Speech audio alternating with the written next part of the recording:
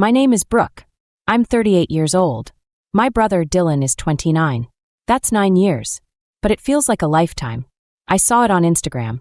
My little brother Dylan was standing in a suit, kissing a girl in a white dress. The caption said, Mr. and Mrs. Miller. It was yesterday. He got married yesterday. My hands were shaking so badly I dropped my phone. I picked it up and called him. Straight to voicemail. I called again. Voicemail.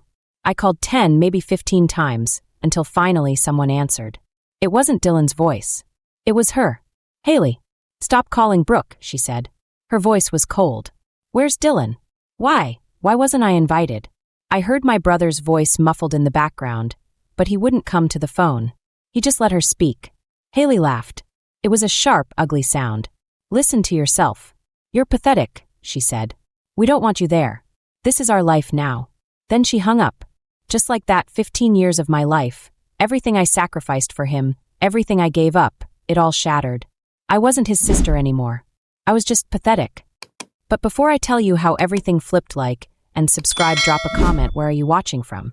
My name is Brooke. I'm 38 years old. My brother Dylan is 29. That's 9 years. But it feels like a lifetime. When our mother died, I was 23. Dylan was just 14. I remember standing at the funeral, watching him. He was this skinny kid, swimming in a suit that was too big for him. He wasn't crying.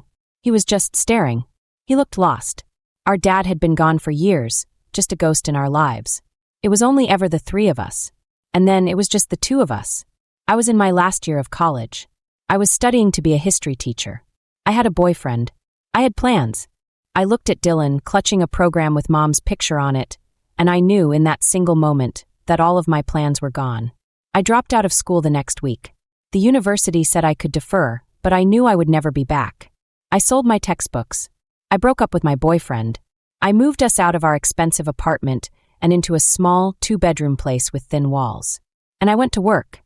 I got a job waitressing at a diner from 6 a.m. to 2 p.m. Then I had a bookkeeping job for a local plumber from 3 p.m. to 9 p.m. I would come home, my feet aching and my clothes smelling like coffee and grease, and I would check Dylan's homework. Did you study for your algebra test? I'd ask. Yeah, whatever, he'd mumble, his eyes glued to a video game. Don't whatever me, Dylan. Show me. He would sigh, this huge, dramatic teenager sigh. He would tell me I was annoying. He would tell me I wasn't Mom. He was right. I wasn't Mom. Mom was soft.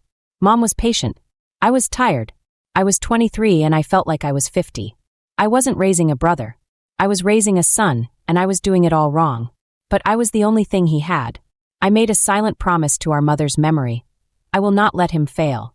I will give him the life you wanted for him. So I pushed. I paid for his food, his clothes, his school supplies. When he wanted to join the football team, I paid the fees. When he tore his ACL, I paid the medical bills. I worked weekends. I worked holidays. I didn't date. I didn't see friends. My 20s just disappeared. They were a blur of double shifts, utility bills, and parent-teacher conferences where I was always the youngest parent in the room.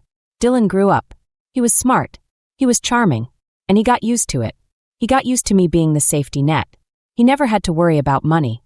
He never had to worry about where dinner was coming from. He just existed. And I just provided. He got into a great engineering school. The University of Texas. It was expensive. I remember looking at the tuition bill, the real one, not the financial aid estimate. It was more money than I had ever seen. I sold Mom's house. The house we grew up in. I had been renting it out just to keep it, but it wasn't enough. I sold it. And I sold Mom's jewelry. Her wedding ring. Her diamond earrings. I put it all into his education. He was sweet when he needed to be. He would call me from college. You're the best, Brooke, he'd say. I couldn't do this without you. Those words were my fuel. I lived on them. I ate cheap pasta and wore shoes with holes in them, but my brother was going to be an engineer. I had done it. He met Haley in his senior year. She was shiny. That's the only word for her. She was a business major who wanted to be an influencer. She posted pictures of everything. Her food. Her outfits. Her lifestyle. She looked at me in my 5-year-old sweater and she smiled. It wasn't a kind smile. It was a smile that judged. Dylan changed. He started talking about branding. He needed a better car. He needed a better apartment. He graduated and got a good job. But the money wasn't coming in fast enough for Haley. They wanted a life. They wanted a downtown condo. I had been saving. For 15 years, I had put away every extra dollar. It was supposed to be my retirement. My down payment on a life I hadn't let myself live yet. Just help us with the down payment, Brooke, Dylan said. We'll pay you back. I promise. So I gave it to them. But their credit was terrible. Haley had defaulted on a bunch of student loans. The bank wouldn't approve them. They won't give us the loan, Dylan said. He sounded broken. Haley was crying in the background. So I did it. I bought the condo. $350,000. My name on the deed. My name on the mortgage. It's just until you get on your feet, I told them. You just pay me rent, and we'll call it even. That was 3 years ago. They paid me maybe half the time. They were always a little short. But I kept saving. Dylan had always wanted to see Europe. Mom had promised she would take him. It was the one promise I hadn't kept yet. So I opened a separate account. A $529 college savings plan, but I told him it was for travel study. I put $250 into it every single month, without fail, for years. I didn't even tell him when it hit $30,000. Then $35,000. It was going to be his graduation gift, but then he met Haley. So it became his someday trip. I was his sister. But I was also his parent, his bank, his safety net. And he had just gotten married, on a sunny day without me. He let his new wife pick up the phone and call me pathetic. I was sitting on my old linoleum kitchen floor. The phone was dark in my hand. Pathetic. The word was just hanging in the air. It felt heavy. This had to be a joke. A sick, cruel, terrible joke. Dylan loved me. I knew he loved me. He was just weak. Haley had forced him into this. My hands were still shaking, but I pressed the call button again. I had to hear his voice. I had to hear him tell me this was a mistake. It rang once. Haley answered. Oh my God, she snapped. Her voice was like ice. What do you want? Are you obsessed? Haley, please, I begged. My voice cracked. It sounded small. Please, just let me talk to Dylan.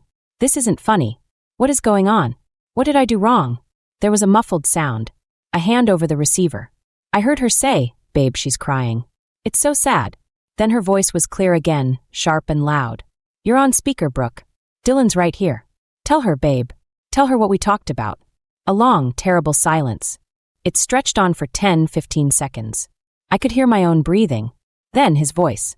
Brooke, just calm down. That was it. Calm down. Not I'm sorry. Not there was a mistake. Just calm down.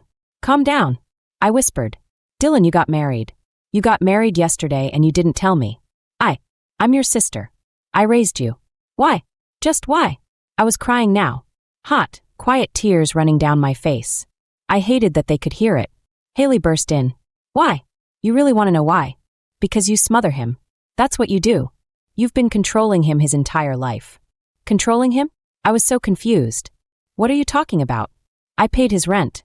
I paid for his food. I paid his tuition. I raised him. Exactly, she shouted. You hold it over his head. You use money to keep him on a leash. You're not his sister, you're his weird, obsessive mom. It's creepy. All you do is hover. Did you pay this, Dylan? Did you eat, Dylan? Who are you with, Dylan? He's a grown man. I couldn't breathe. I was looking for words, but they wouldn't come. I was just trying to help. You weren't helping, Dylan's voice cut in. It was stronger this time. Firmer. You do hover, Brooke. All the time. I'm 38. You're 29, Dylan, I whispered. I'm a grown man, he snapped. I don't need you checking in on me every day. Haley's right. I need my own life. We need our own life. I heard a faint click sound, like a notification, and then I heard Haley's voice shift. It got sweeter. Fakery dripped from every word. Brooke, we just want what's best for us. As a new family, we knew you'd make this a drama. We knew you'd try to make it all about you. I realized what that click was. She was recording this. This wasn't a phone call. This was content. She was recording my breakdown for her followers, to show them how toxic I was. You're recording this, I said. It wasn't a question. And speaking of what's best for us, babe, Haley said, completely ignoring me. Tell her about the Europe fund. Dylan mumbled something. Haley let out a loud, theatrical sigh. He's just too nice. That $35,000 you saved up for his little trip? We're cashing that out. My blood went cold. What? Dylan, no. You can't. That's for your future. That's Mom's. We're using it for our honeymoon, Haley declared. A real one. To Bora Bora. And we're using the rest to pay off my student loans. It's only fair. It's a wedding gift. From you to us. You can't, I said, my voice flat. It's a 529 account. It's for education. For travel. You'll pay a huge penalty. Haley laughed. A high, sharp, ugly laugh. We'll figure it out. You're supposed to be so smart, but you're not, are you? You dropped out of college, remember? To work at a diner. That was it. She used the one thing I gave up for him as a weapon against me. I listened. I heard my brother, the boy I raised, say absolutely nothing. He didn't defend me. He didn't stop her. He didn't say, that's too far. He was a silent partner to my execution. We're blocking this number now, Haley said brightly. We're going to go enjoy our marriage. Have a good life, Brooke. Or, whatever it is you have. The line went dead. I sat on the floor for a long time. I wasn't crying anymore. I was still. I felt like I was outside my own body, watching a stranger. She called me pathetic. He called me hovering. They stole my money. They stole my past. They stole my family. And they were recording it. They were proud of it. I stood up. My legs were numb. I walked to the hook by the door and I picked up my car keys. I had to see his face. I had to see the boy I raised and ask him, eye to eye, how he could do this. The drive to the condo was 40 minutes. I don't remember any of it. I don't remember the traffic. I don't remember the radio. I just remember my knuckles were white on the steering wheel. I wasn't angry. Not yet. I was just empty. I was on autopilot. I had to fix this. This was a mistake. A misunderstanding. If I could just see him, just talk to him without her on the phone, I could make him understand. I could fix it. I had always fixed it. I parked in my spot. The one I paid the HOA fees for. I walked up the stone path past the little garden Haley was always posting pictures of, but never watered. I still had my key. The one I bought. The one I gave them a copy of. My hand was shaking as I put the key in the lock. Before I could even turn it, the door swung open. Haley was standing there. She wasn't surprised. She was waiting for me. And her phone was up. Horizontal. Recording. Oh, look, she said. Her voice was pure poison, coated in fake pity. She's here. I told you she'd show up, babe. She just can't let go.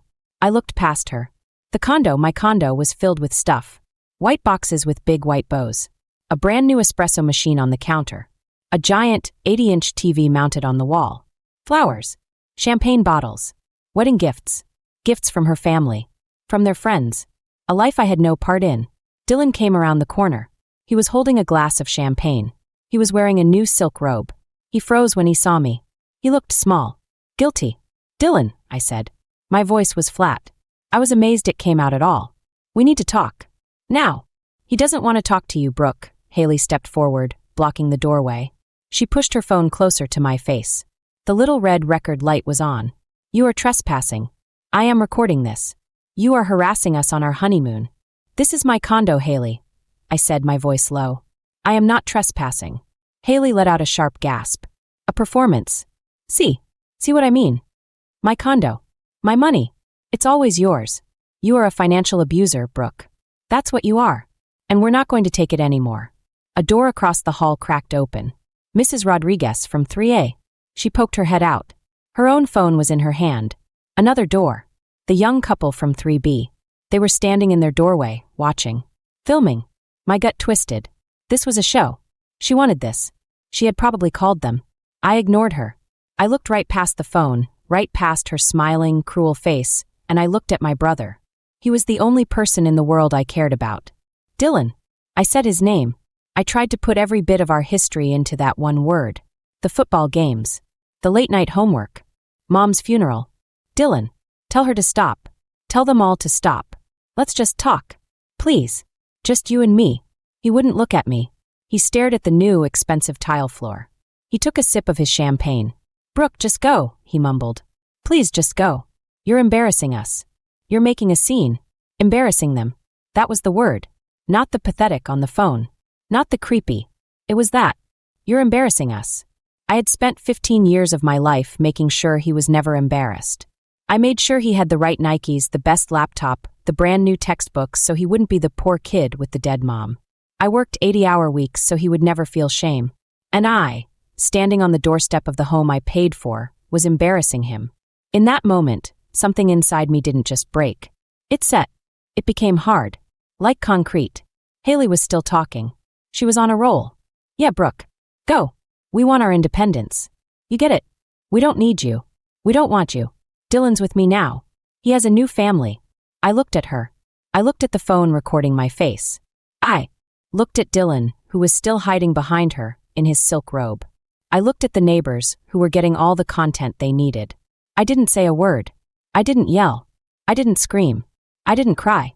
I just turned around. That's it? You're leaving. Haley shouted at my back. She sounded disappointed. She wanted a fight.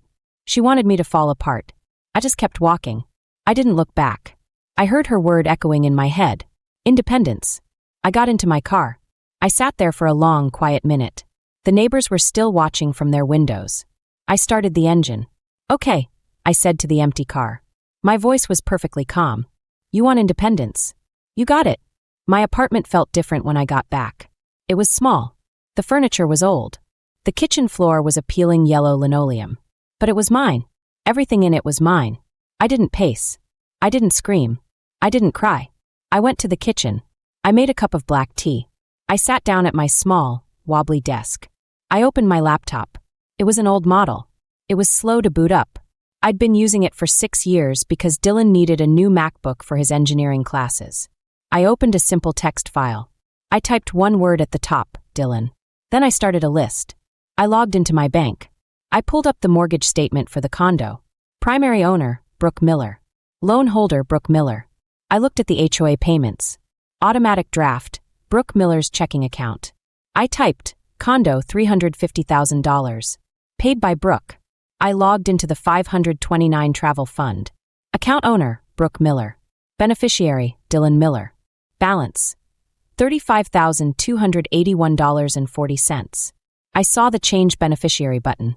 I saw the withdraw funds button. I typed, 529 fund, $35,281. Paid by Brooke. I logged into the account for his car. The nice, new sedan he drove to his new job. I looked at the loan document. Primary signer, Brooke Miller. Secondary signer, Dylan Miller. I was paying the $420 every month. He was supposed to pay me back for it. He forgot most months. I typed, car loan, $420 per month. Paid by Brooke. I logged into the electric company website. The internet provider. The water bill for the condo. All in my name. All pulling from my bank account.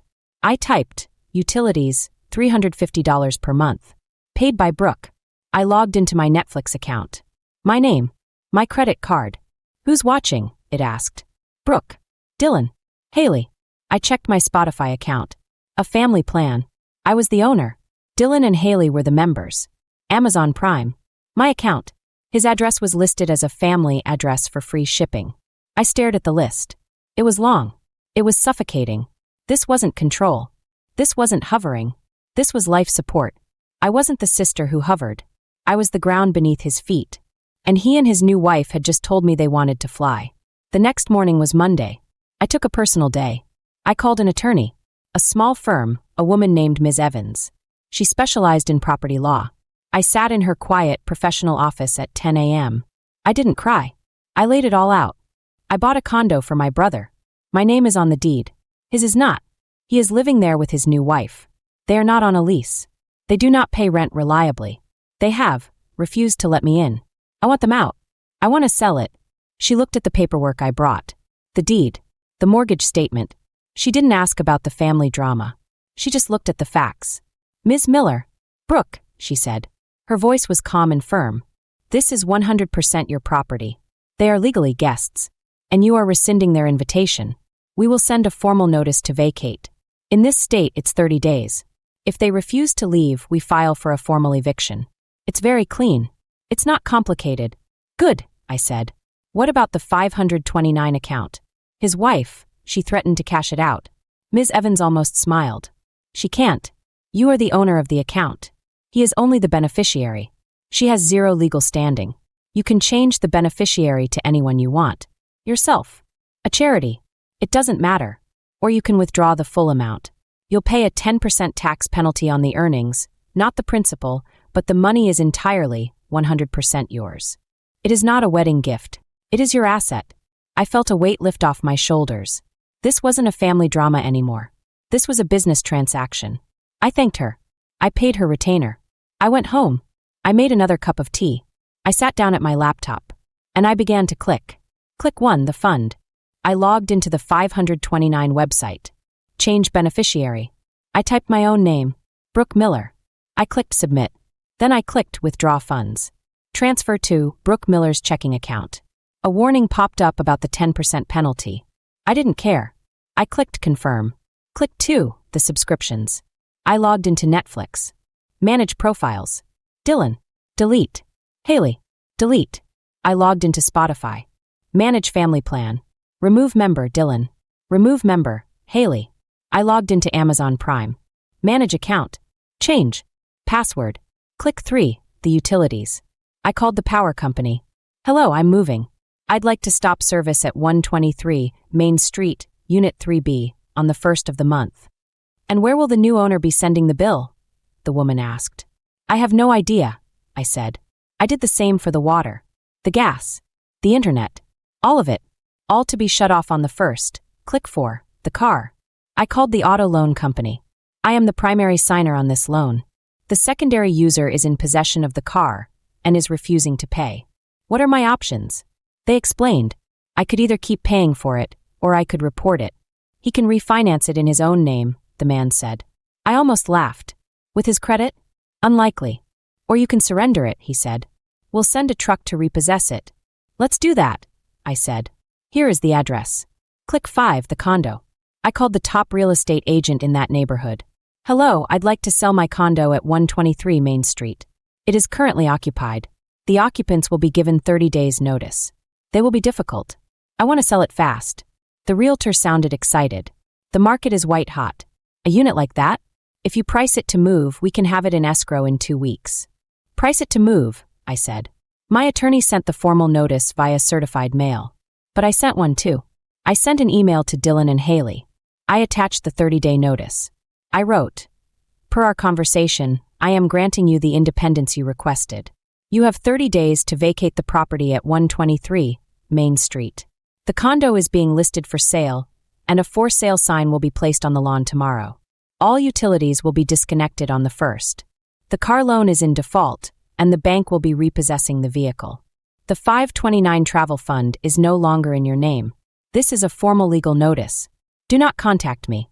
Brooke. Then I did the last thing. I went to my phone. I opened his contact. I pressed block. I did the same for Haley. I blocked them on Instagram, on Facebook, everywhere. I turned off my phone. I sat in my small, quiet old apartment. And for the first time in 15 years, I breathed. I thought that after I sent that final email, after I blocked their numbers, I would feel something. I expected a big, rushing feeling. Maybe anger. Or maybe a bitter, ugly taste of victory. I thought I would finally feel powerful. I didn't. I just felt quiet. It was the strangest feeling. For 15 years, my life had been loud. Not with music or parties, but with a constant, high-pitched background noise of anxiety. Is Dylan okay? Did he pay his car insurance? Is he eating? Is he fighting with Haley? It was a non-stop hum of stress, and I had lived with it for so long, I thought it was just life. And now it was gone. The silence was absolute. It was so total that it was almost deafening. I would wake up in the morning, and my first thought wasn't, I need to text Dylan. My first thought was, I should make coffee. The 1st of the month came and went. This was usually my worst day. The day all the automatic drafts hit. The mortgage for the condo. The HOA fees. The car payment. The utilities. My bank account would drain like a bathtub, leaving me with just enough to eat pasta and cheap bread for the rest of the week. I logged into my bank account. I held my breath. It was a habit. But nothing happened. The big, crushing drafts, they were just gone. My paycheck was just sitting there. All of it. The silence in my bank account was louder than any screaming match. The first real sign that the world was shifting was the money. The withdrawal from the 529 account hit my savings. $35,281.40. I looked at the number. It cost me about $1,200 in tax penalties on the earnings. I found I could not care less. It was the sound of a steel door locking. It was my money. The money I earned, sitting in my account. I had never seen a number like that attached to my name. A week later, my realtor called. I had met her once. She was a fast-talking woman in a sharp suit. Brooke, you are not going to believe this, she said. She sounded like she'd just won a prize. We haven't even officially listed it. I showed it to one client from an open house down the street. They're a cash buyer. They just relocated from California. I sat down. Okay. They're offering full cash. $20,000 over asking price. They want to close in 10 days. 10. Brooke, this is the cleanest deal I have seen all year. All you have to do is say yes. 10 days. I thought about the 3 years of hell in that condo. The fights. The forgotten rent checks. The drama. The way Haley had redecorated and acted like she was a queen. The scene at the front door. 3 years of my life, a $350,000 anchor around my neck. And it could all be gone. In 10 days. Yes, I said. My voice was a whisper. Yes. Sell it.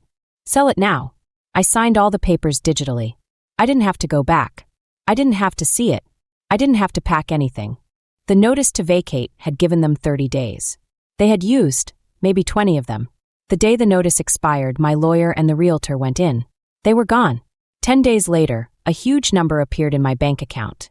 After the mortgage was paid off, after the realtor's fees, after everything, it was just there. It was more money than I had ever had in my life. It was a number so big it didn't feel real. It felt like I was managing someone else's life.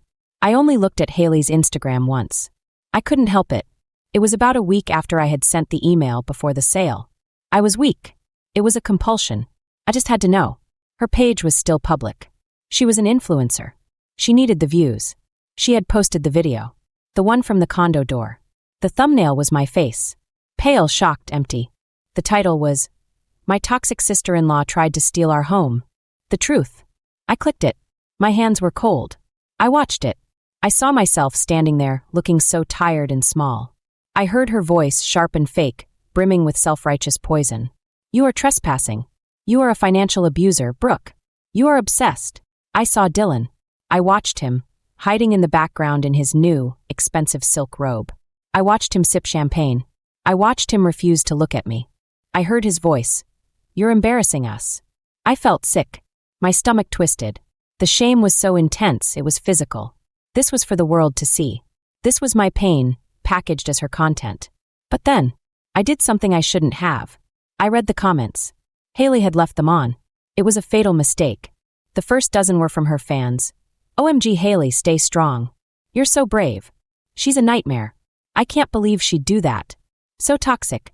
Good for you for setting boundaries." But then the tide started to turn. One person, a random stranger, wrote, "Wait, I'm confused. She bought the condo? Your name isn't on it. So, it's her condo? How is she stealing her own home?" Another wrote, "Financial abuser? Didn't you post a haul video last year where you bragged that she paid for Dylan's whole college degree? LOL. Make it make sense." Another, "Hold on. She's toxic because she doesn't want to pay your bills anymore? Girl, what? Get a job. The entitlement is screaming." Another, "I know Brooke from her old job at the diner. She worked 70 hours a week for years to support that kid. This video is disgusting. You're the toxic one, Haley." Haley was frantically trying to delete them, but they were coming in too fast. People were screenshotting her old posts, the ones where she bragged about her generous sister-in-law paying for their ski trips. Her brand was built on a lifestyle she hadn't paid for, and now the receipts were public. Her narrative was falling apart in real time. Her next post, a few days later, was a picture of her crying. It was a very well-lit, beautifully composed picture. The amount of hate I'm getting is unreal. We are the victims here. We are being thrown out on the street by a jealous, bitter, and controlling woman. We are postponing our honeymoon to deal with this trauma. Please support us. Link in bio for our legal fund. I clicked the link. It was a GoFundMe. The goal was $50,000. It had raised $75. That was the last time I looked. I blocked her. I blocked Dylan. I blocked everyone we knew in common. I shut the door. But the world is small. My old coworker, Carol, the one from the diner, still lived in that condo building. She called me about a month after the sale. "Brooke? Honey, it's Carol. I wanted to make sure you were okay," she said. Her voice was kind. I saw the whole thing. The for sale sign. The eviction notice on the door. It was a whole mess. "I'm fine, Carol." "I am," I said. "I'm out." "Well, good for you," she said, her voice dropping. Because it was a disaster. The new owners, they're a nice couple from California. They had to hire a junk crew. A professional junk crew, honey. The place was a disaster. They just left. Left everything. Food rotting in the fridge. Trash bags on the porch that had been ripped open by raccoons. The smell. Mrs. Rodriguez said it was awful. They smeared mustard on the walls, Brooke. In the shape of, well, you can imagine. Just childish, hateful. I closed my eyes. I felt tired. Not angry. Just so tired. But that's not why I called, Carol said. You heard about the car, right? No, I said. Oh, Lord. The tow truck came. It was last Tuesday. Right in the middle of the day. Haley wasn't there. It was just Dylan. He came running out. He argued with the man. Yelled. And the man just showed him the paperwork. There was nothing he could do. And Brooke, he just sat on the curb. Right on the curb. And he put his head in his hands and he just cried. Sobbed. While they hooked up the car and towed it away. The new neighbors were all watching. I pictured it. Dylan, the 14-year-old boy, watching his life get towed away. I waited for the pity. I waited for the pang in my chest, the mom instinct to fix it. It didn't come. I just felt cold. He didn't cry for me. He cried for his car. And Haley? I asked. My voice was quiet. Carol sighed. It was a long, sad sound. That's the other thing. She's gone. She wasn't there for the eviction. She packed her bags about 2 weeks ago. Maybe a week after the car. Left him. I heard from Mrs. Rodriguez, 3A, she knows everything, that she was cheating. That Haley was seeing some brand manager downtown for months. She cleaned out the apartment of anything new. The new 80-inch TV, the espresso machine, all those wedding gifts. Took it all. Just left Dylan with the old, stained couch and the bills. Of course she did. Haley was a parasite. She had found a new host. What about Dylan? I asked. Where did he go? I don't know, Carol said. He just disappeared. The day the sheriff posted the final 24-hour eviction notice on the door, he was just gone. Someone saw him walking toward the bus stop with a backpack. That's it. I hung up. I now had a condo paid in full. I had a full bank account. I had peace. Dylan had nothing. He had $18,000 in credit card debt. I had seen the statements he'd left behind, forwarded to my new address by the post office. All from new furniture and clothes Haley had bought for her brand. He had a repossessed car. He had an eviction on his record, which would make it almost impossible to rent a new apartment. And he had Haley's social media, which I heard from Carol, who loved the drama, was now all about my new journey of self-love and cutting toxic people out of my life, with pictures of her and the new brand manager in a glass-walled high-rise apartment. Their freefall was complete. He was finally truly independent. It was months. 3, maybe 4. I had moved. I used the cash from the condo sale to buy my own place. It wasn't a big, flashy downtown unit. It was a small, one-bedroom condo in a quiet, older building by a lake. It had a big window in the living room that looked out over the water, and a small, concrete balcony. It was peaceful. I paid for it in full. I owned it. No mortgage. No bank. No one else's name on the deed. Just mine. I was healing. I had spent my entire adult life with a knot in my stomach. A low-level, constant hum of worry. And for the first time, it was gone. I was sleeping through the night. I wasn't waking up at 3 a.m. wondering if Dylan was okay, if he'd paid a bill, if he'd gotten in a fight. I realized I had been living as a mother, not a sister, and not even as a person. I was just a provider. A resource. Now I was just Brooke. My new life was quiet. I was learning who I was. I liked black coffee. I liked reading history books, the subject I had almost gotten a degree in. I liked taking long, quiet walks by the lake. I was doing well at work. I was just living. My apartment was clean. My old, peeling linoleum floor was gone, replaced by a simple, clean hardwood floor I had picked out. Then the phone rang. It was a Tuesday night. I was making pasta. Just pasta with butter and salt. I wasn't cooking for a 14-year-old boy. I was just making what I wanted. The phone rang and I didn't recognize the number. It was a local area code, but not one I knew. I almost didn't answer. I hated unknown numbers. For years, they were always bill collectors looking for Dylan, or his school, or his accidents. But I answered. Hello. Silence. Just breathing. A ragged, wet sound. Like someone was crying but trying to hold it in. Hello. I said again, annoyed. I thought it was a spam call. Brooke. My blood turned to ice. I dropped the wooden spoon. It clattered on my new, clean floor. It was his voice. But it wasn't. It wasn't the strong, confident voice that had told me I was hovering. It wasn't the cold, silent voice from the condo. It was the voice of the 14-year-old boy at Mom's funeral. It was small. It was broken. It was a voice I hadn't heard in a decade. "Dylan." A sound came out of the phone. A sob. Not a cry. A deep, ugly, choking sob that ripped out of his chest. It was the sound of complete and total despair. The sound of someone who has hit the bottom. "Brooke," he gasped. "Oh God. Brooke. Thank God. You answered." I sat down. Right there on the floor. My legs wouldn't hold me. The 15-year-old instinct, the mom instinct, it roared to life. It was a physical thing. It was a dragon in my chest. "Fix it. Make it stop. He's hurting. He's in pain. Find him. Fix it. Where are you?" I asked. My voice was tight. I don't know," he sobbed. I'm at a gas station. On the highway. I'm using a friend's phone. His name's Mike. He's gonna leave me here if I'm not fast. He's mad at me. Dylan, what is going on? What do you want?" She's gone, Brooke," he cried. "Haley's gone. She left me. Months ago. She took everything. She was cheating on me. The whole time. The whole time, Brooke. She was just using me for the condo. For your money." I stayed silent. I let him talk. I lost the job," he said, his voice cracking. After the eviction. They said I was unreliable. I couldn't focus. They let me go. I have no money, Brooke. Nothing. The credit cards. There, it's so much. It's $18,000. They're calling me all day. They're going to, I don't know, they're going to sue me. He was rambling. He was falling apart. "I've been sleeping on couches," he whispered. "Mike's. But his girlfriend hates me. Then Todd's. Todd's kicking me out.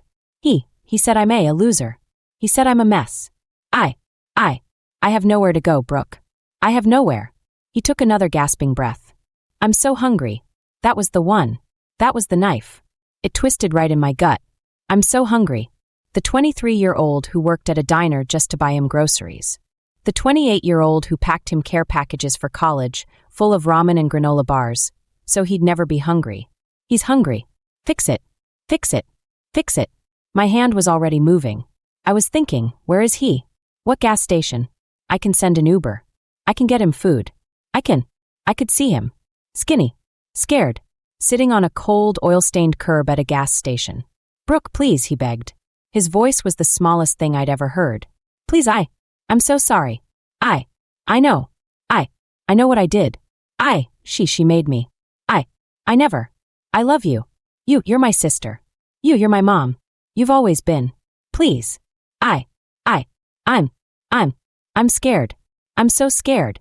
He was quiet for a second. I just heard him breathing, and the sound of a car horn in the background. Then the ask. The real reason for the call. Can I come home?" he whispered. Not forever. I swear. Just for a little while. I can sleep on your couch.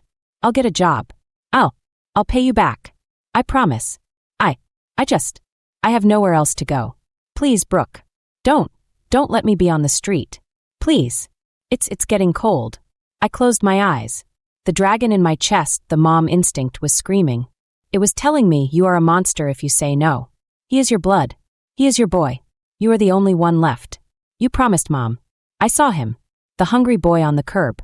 And then, I saw another image. It was just as clear. I saw the 29-year-old man in the silk robe.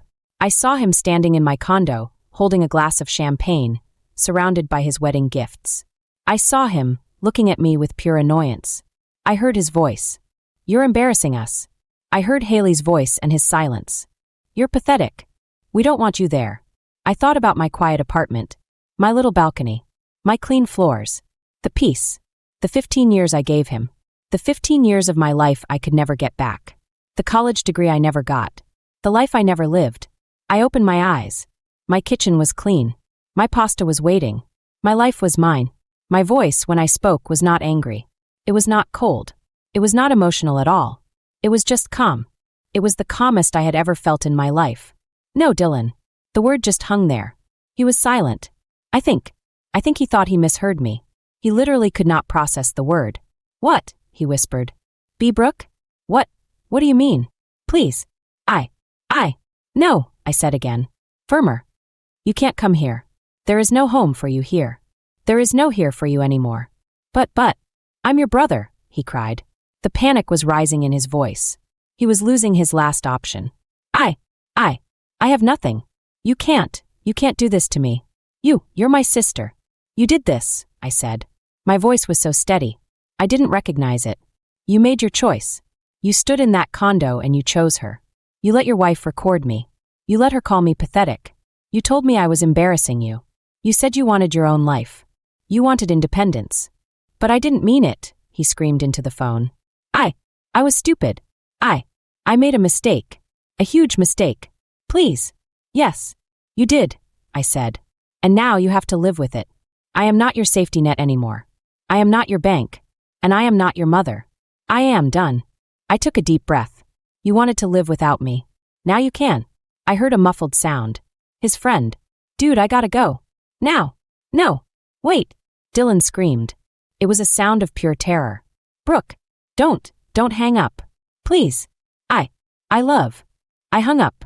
I pressed the red end call button. My hand was shaking. But I did it. And then I went to my contacts. I found the unknown number. I pressed block. I stood up. I walked to the counter. I turned off the stove. I wasn't hungry anymore. I walked to my big window. I looked out at the lake. It was dark. The water was still.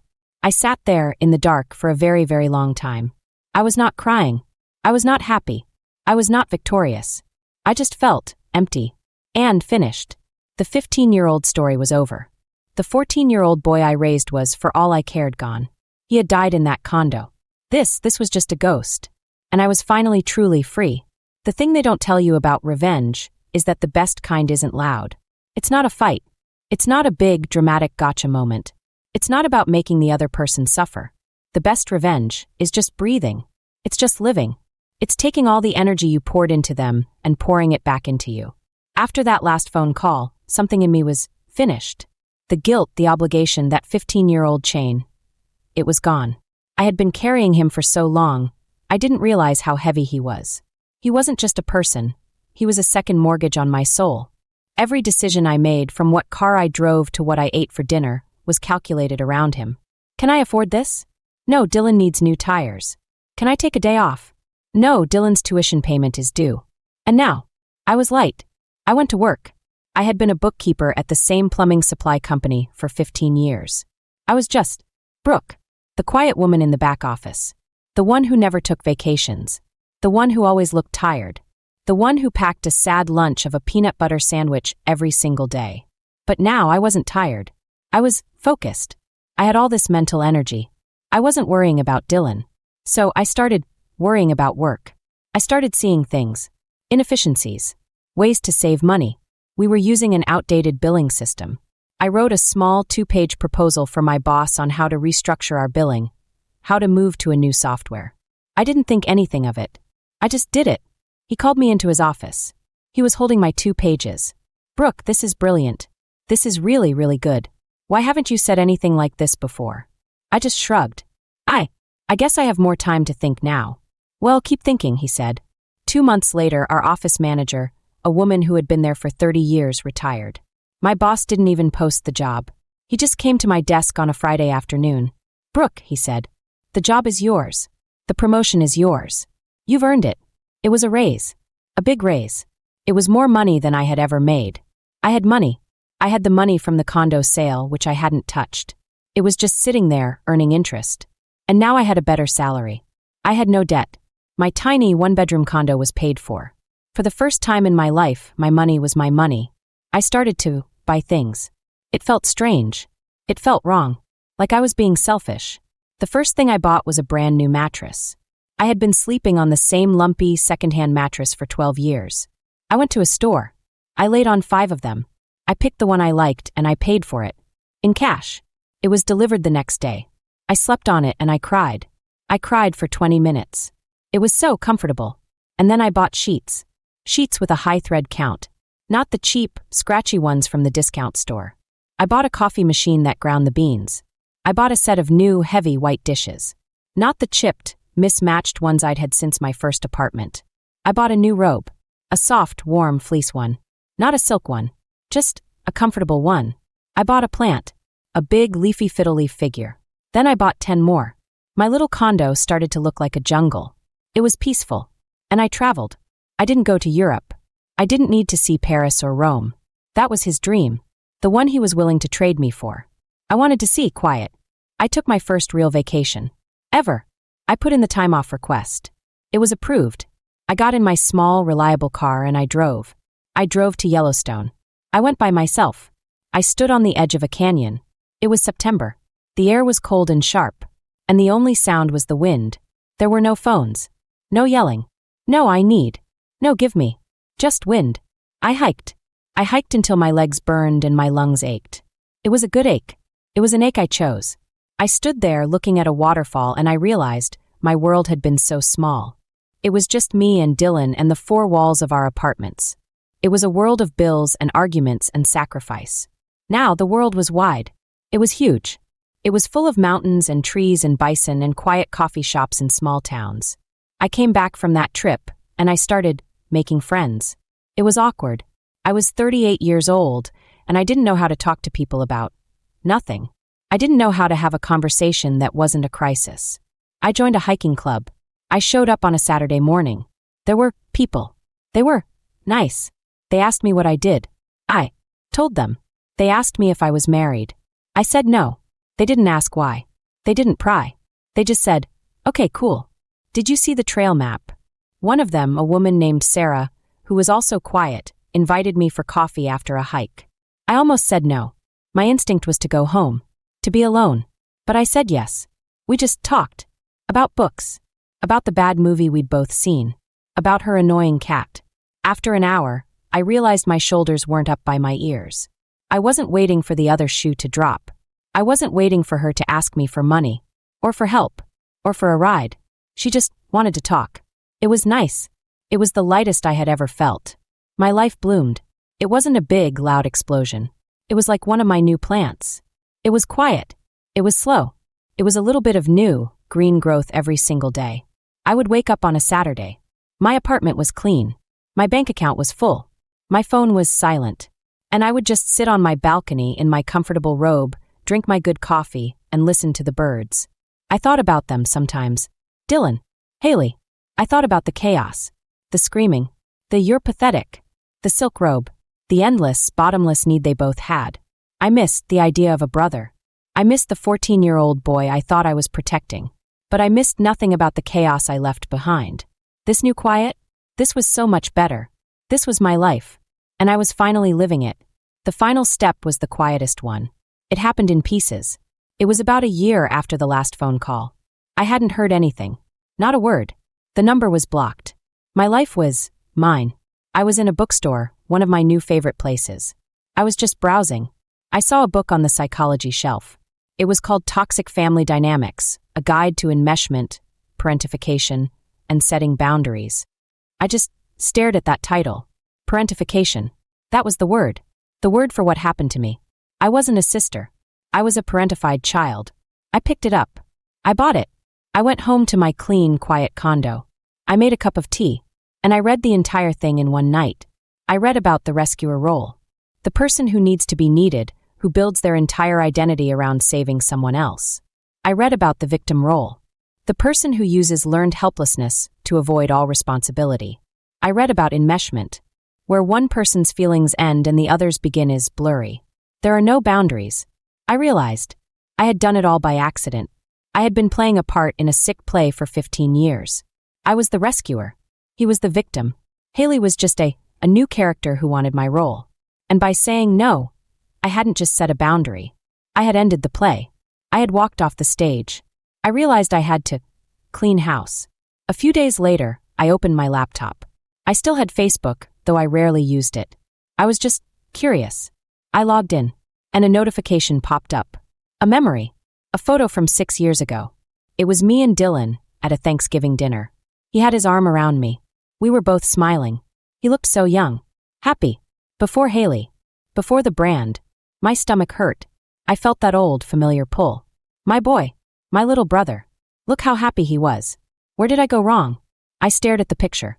I stared at his smile. And I thought, that was a lie. He wasn't smiling because he loved me.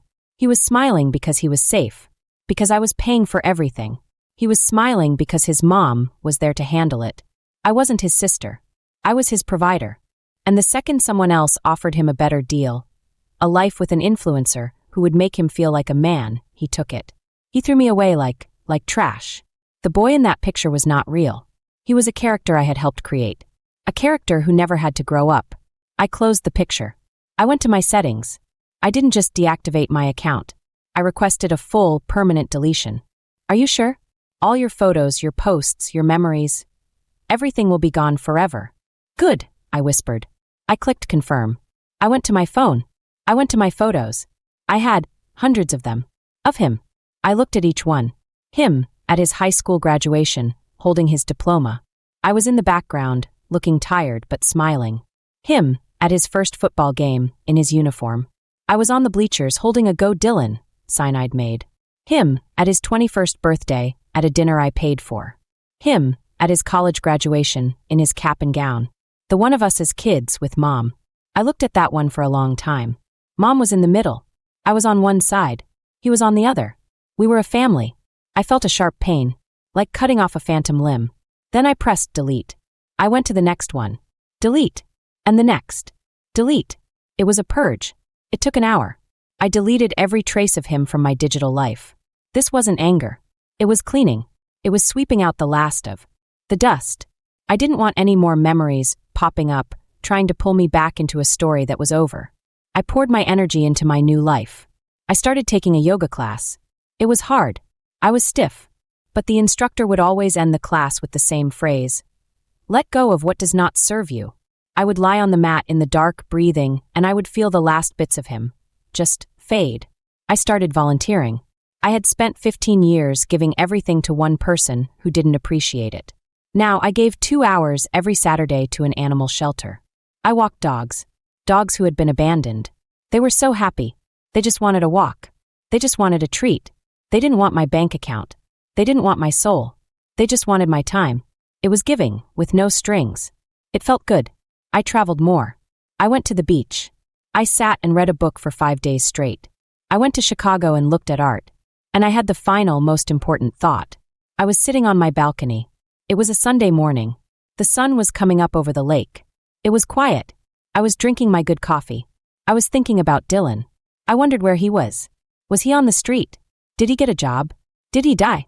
A little piece of guilt, a little ghost, tried to sneak in. You abandoned him. You're a bad sister. You're a monster. You ruined his life. Mom would be so ashamed. I took a sip of my coffee. And I said out loud to the empty air. No. I did not ruin his life. I didn't take away his job. He did that. I didn't choose his wife. He did that. I didn't cheat on him. She did that. I didn't run up $18,000 in credit card debt. They did that. I didn't tell him to stand by, silent, while his new wife called me pathetic. He chose that.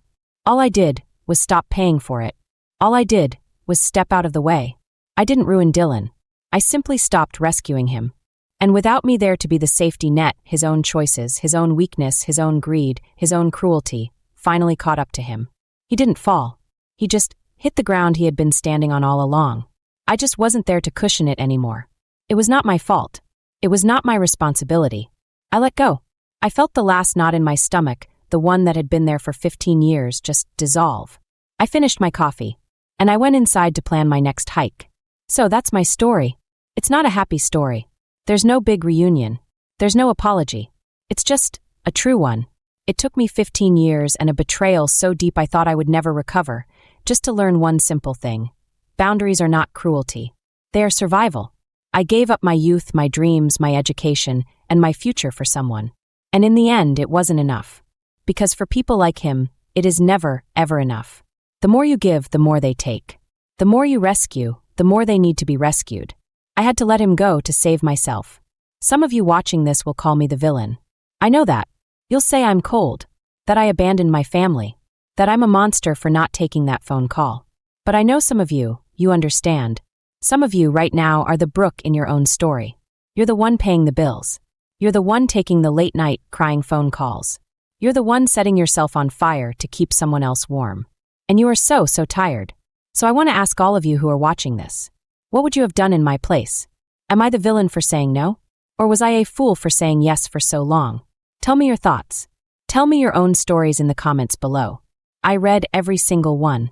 And if you've ever felt like this, if you've ever felt like you were drowning while trying to save someone else, please hit like and subscribe. You're not alone.